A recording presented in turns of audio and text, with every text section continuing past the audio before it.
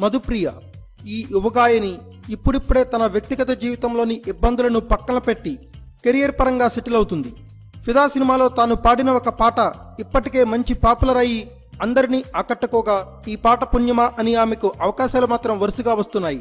అయితే తాజాగా big boss షోలో పాల్గొని బయటకు వచ్చింది మధుప్రియ. ఆ షో గురించి ఆమె కొన్ని షాకింగ్ కామెంట్స్ చేసింది. ఆ కామెంట్స్ ఈ అమ్మడు ఎందుకు చేసింది అని అసలు మ్యాటర్లోకి వస్తే, బిగ్ బాస్ హౌస్ నుంచి ఎలిమినేషన్ ద్వారా బయటకు వచ్చింది మధుప్రియ. అయితే అలా వచ్చిన తర్వాత ఒక ప్రముఖ ఛానల్ వారు చేసిన ఇంటర్వ్యూలో పాల్గొన్న ఆమె మాట్లాడుతూ బిగ్ బాస్ హౌస్లోని విషయాలు బయట పెట్టడమే కాకుండా బిగ్ బాస్ పార్టిసిపెంట్స్ ప్రవర్తన గురించి మధుప్రియ సంచలన వ్యాఖ్యలు చేసింది. అంతేకాకుండా బిగ్ బాస్ షోలో అర్చనతో తనకు వచ్చిన విభేదాల గురించి, వారి మధ్య గొడవకు కారణం ఏంటో బయటకు చెప్పేసింది మధుప్రియ.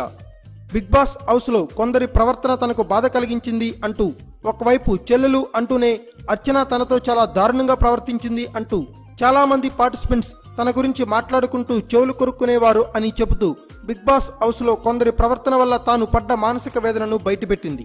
మొత్తంగా చూసుకుంటే బిగ్ బాస్ షోని ఒక పీడకల అని అంటూనే షోలో మళ్లీ నటించాలని అనిపిస్తుంది అంటుంది ఈ యువగాయని.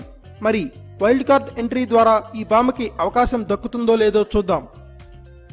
Thanks for watching. Please subscribe our channel.